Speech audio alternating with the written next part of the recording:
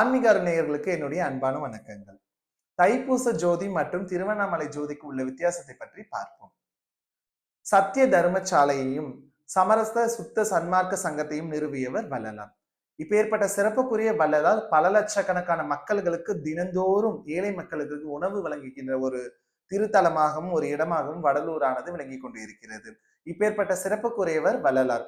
இந்த வள்ளலார் தைப்பூச தினத்தன்று இறைவனோடு ஒன்று கலந்து ஜோதி ஸ்வரூபமாக உருவான ஒரு திருநாள் தான் தைப்பூச தினத்தை நாம் கொண்டாடி வருகிறோம். இந்த தைப்பூச திருநாளில் 7 திரைகள் விளக்கப் பெறுகிறது. அது என்ன 7 திரை? அந்த 7 திரையும் 7 விதமான நிறங்களை கொண்டிருக்கும்.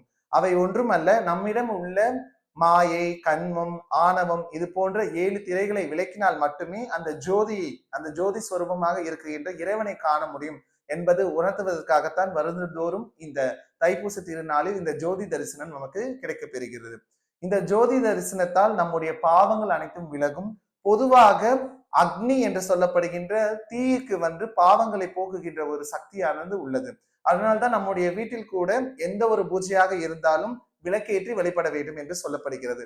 அதே போல ஆலயத்திலும் நாம் விளக்கேற்றி தான் எந்த ஒரு பூஜையை நாம் செய்கின்றோம். அதே போலத்தான் இந்த தைப்பூச திருநாளில் இறைவனானவர் நமக்கு வள்ளலார் ஜோதி ஸ்வரூபமாக நமக்கு காட்சியளிக்கிறார். எனவே அனைவரும் இந்த தரிசனத்தை காணும் பொழுது நம்முடைய பாவங்களும் விலக பெறுகிறது. அதே போல வாடிய பெயரை கண்ட போதெல்லாம் வாடினேன் என்று கூறியவர் வள்ளலார். அதனால்தான் ஒரு செடியை பிடுங்குவதோ அல்லது மரத்தை வெட்டுவதோ மாமிசத்தை உண்பதோ வள்ளலார் அறவே அவர் தவிர்த்தார். நாமும் அதை பின்பற்றுவோமாக. அதே போல ஜாதி மத பேதங்கள் பார்க்க கூடாது என்று சத்திய சமரச சன்மார்க்க சங்கத்தை நிறுவியவர் வள்ளலார். இப்பேற்பட்ட சிறப்புக்குரிய வள்ளலாரை இந்த தைப்பூச திருநாளில் நாம் ஜோதி ஸ்வரூபமாக வழிபடுவோமாக. அடுத்தபடியாக திருவண்ணாமலை தீபத்தை பற்றி நாம் சிந்திக்கலாம். அது என்ன திருவண்ணாமலை தீபம்? அனைவருக்கும் தெரியும், திருவண்ணாமலை தீபம் மிகவும் பிரசித்தி பெற்றது. உலகம் முழுவதும் உலகளாவிய தமிழர்கள் தெரிந்த ஒரு தீபம் திருவண்ணாமலை தீபம். இந்த தீபத்திற்கு ஒரு கதை உள்ளது. அந்த கதையை பற்றி இப்பொழுது பார்க்கலாம். ஒரு பொழுது பிரம்மாவும் பெருமாளும் விவாதித்துக் கொண்டிருக்கிறார்கள். தான் தான் பெரியவர் என்று. அப்பொழுது அவர்களுக்கு சிவபெருமானுடைய அடியும் முடியையும் காண விருப்பப்பட்டார்கள். அப்பொழுது பிரம்மா ஆனவர் அன்னபக்ஷி ரூபம் எடுத்து வானை நோக்கி அவர் செல்கிறார், சிவபெருமானுடைய முடியை காண வேண்டும் என்று.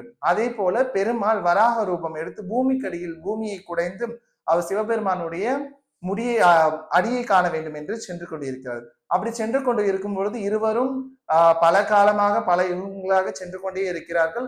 ஆனால் கடைசி வரை சிவபெருமானுடைய அடியையும் காண முடியவில்லை, முடியையும் காண முடியவில்லை. இதற்கிடையில் பிரம்மா ஆனவர் அவருடைய சிவபெருமானுடைய முடியை காண சென்று கொண்டிருக்கிறார். அப்பொழுது சிவபெருமானுடைய தலையில் இருந்து வந்த பூவானது வந்து கொண்டிருக்கிறது. அப்ப தாளம்பூவிடம் பிரம்மா ஆனவர் கூறுகிறார், நீ ஒரு பொய் சொல்ல வேண்டும். என்னவென்றால் சிவபெருமானுடைய முடியை நான் கண்டு விட்டேன் என்று நீ சொல்ல வேண்டும், பொய் சொல்ல வேண்டும் பிரம்மாவிடம் அப்படின்னு சொல்றாரு.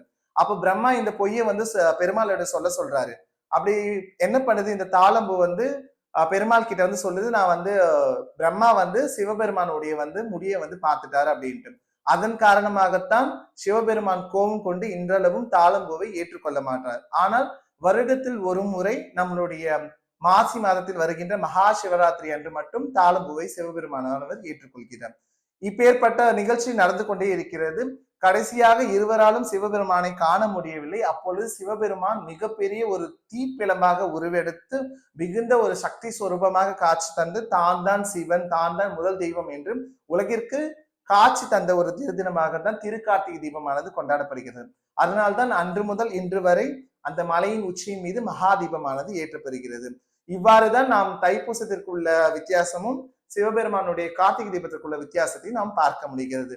பொதுவாக இரண்டிற்கும் உள்ள ஒரே ஒரு வித்தியாசம் என்னவென்றால், அங்கு உள்ள இறைவன் வேறு, இங்கு உள்ள இறைவன் வேறு.